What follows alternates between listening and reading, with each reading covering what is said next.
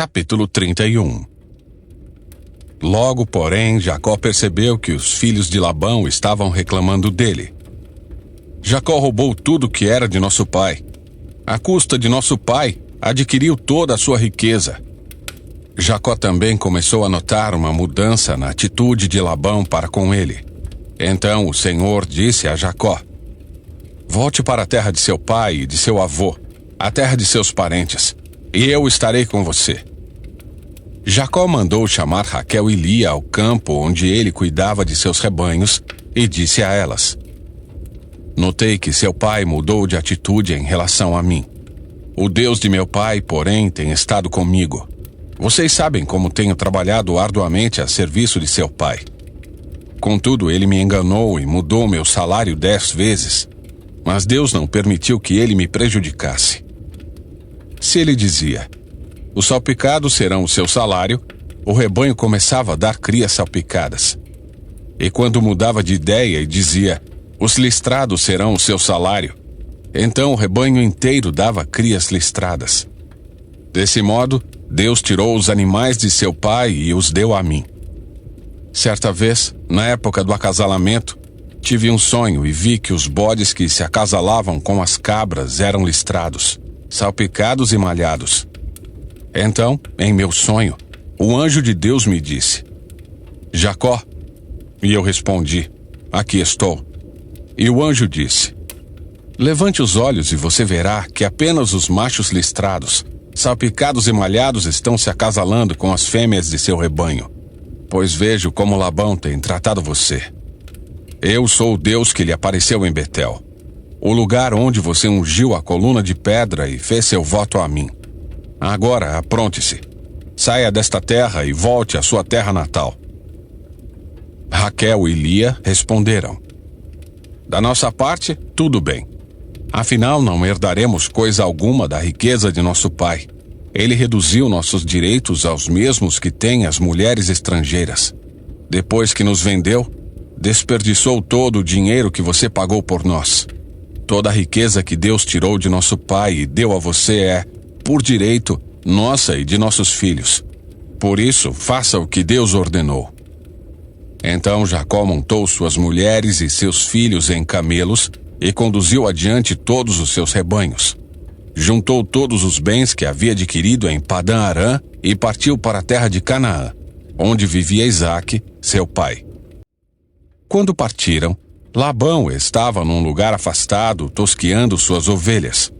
Raquel roubou os ídolos da casa que pertenciam a seu pai e os levou consigo.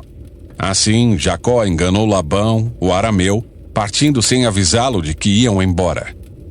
Jacó levou todos os seus bens e atravessou o rio Eufrates, rumo à região montanhosa de Gileade. 3 dias depois, Labão foi informado de que Jacó havia fugido. Reuniu um grupo de parentes e saiu em perseguição a Jacó. 7 dias depois o alcançou, na região montanhosa de Gileade. Na noite anterior, porém, Deus havia aparecido em sonho a Labão, o arameu, e dito a ele: estou avisando, deixe Jacó em paz. Labão o alcançou enquanto Jacó estava acampado na região montanhosa de Gileade e armou seu acampamento ali perto. O que você fez? Perguntou Labão. Como ousou me enganar e levar minhas filhas embora como se fossem prisioneiras de guerra? Por que fugiu em segredo? Por que me enganou? E por que não avisou que desejava partir? Eu lhe teria dado uma festa de despedida com canções e música, ao som de tamborins e harpas. Por que não me deixou beijar minhas filhas e meus netos e me despedir deles? Você agiu de forma extremamente tola. Eu poderia destruí-lo, mas o Deus de seu pai me apareceu ontem à noite e me advertiu: deixe Jacó em paz. Entendo sua vontade de partir e seu desejo de voltar à casa de seu pai. Mas por que roubou meus deuses? Jacó respondeu: fugi porque tive medo. Pensei que o Senhor tiraria suas filhas de minha força. Quanto a seus deuses, veja se consegue encontrá-los. E quem os tiver roubado deve morrer. Se encontrar qualquer outra coisa que lhe pertença, identifique-a diante de todos estes nossos parentes e eu a devolverei. Jacó, porém, Não sabia que Raquel havia roubado os ídolos da casa. Labão foi procurar primeiro na tenda de Jacó e, depois, nas tendas de Lia e das duas servas, mas nada encontrou. Por fim, entrou na tenda de Raquel. Acontece que Raquel havia pego os ídolos da casa e os escondido na sela de seu camelo, e estava sentada em cima deles. Quando Labão terminou de vasculhar toda a sua tenda sem encontrar os ídolos, Raquel disse ao pai: "Por favor, perdoe-me por não me levantar para o Senhor, mas estou em meu período menstrual." Labão continuou a busca, mas não encontrou os ídolos da casa. Jacó se enfureceu e discutiu com Labão. "Qual foi o meu crime?" perguntou ele. "O que fiz de errado para o Senhor me perseguir como se eu fosse um criminoso? O Senhor vasculhou todos os meus bens. Por acaso encontrou algum objeto que lhe pertença? Coloque-o aqui, diante de nossos parentes, para que todos vejam. Que eles julguem entre nós dois. Estive 20 anos com o Senhor cuidando de seus rebanhos. Ao longo de todo esse tempo, suas ovelhas e cabras nunca abortaram. Não me servi de um carneiro sequer de seu rebanho para alimento. Quando algum deles era despedaçado por um animal selvagem, eu nunca lhe mostrava a carcaça. Não, eu mesmo arcava com prejuízo. O Senhor me obrigava a pagar por todo animal roubado, quer à plena luz do dia, quer na escuridão da noite. Trabalhei para o Senhor em dias de calor escaldante e também em noites frias e insones. Sim, por 20 anos trabalhei feito um escravo em sua casa. Trabalhei 14 anos por suas duas filhas e, depois, mais 6 anos para formar meu rebanho. E 10 vezes o Senhor mudou meu salário.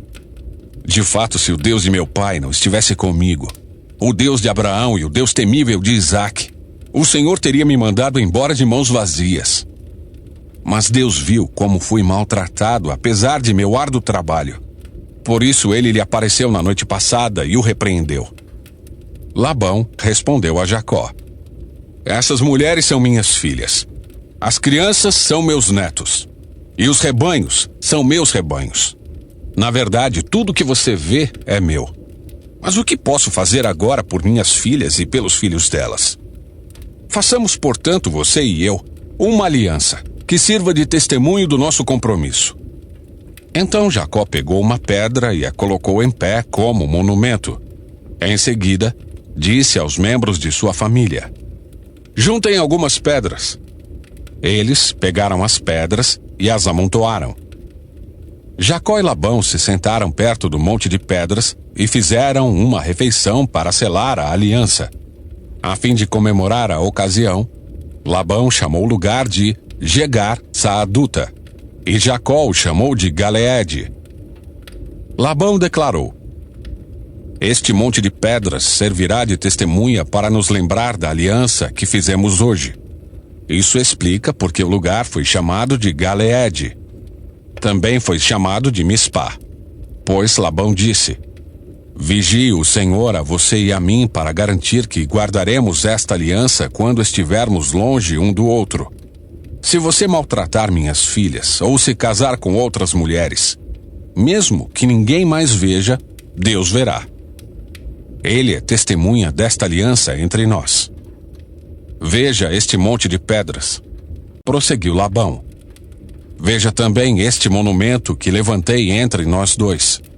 Estão entre mim e você como testemunhas dos nossos votos. Nunca atravessarei para o lado de lá do monte de pedras a fim de prejudicá-lo, e você jamais deve atravessar para o lado de cá a fim de prejudicar-me. Invoco o Deus de nossos antepassados, o Deus de seu avô Abraão e o Deus de meu avô Naor, para que sirva de juiz entre nós." Assim, diante do Deus temível de seu pai Isaque, Jacó jurou respeitar a linha divisória. Então Jacó ofereceu sacrifício a Deus na montanha e convidou todos para a refeição comemorativa. Depois de comerem, passaram a noite ali. Na manhã seguinte, Labão se levantou cedo, beijou seus netos e suas filhas e os abençoou.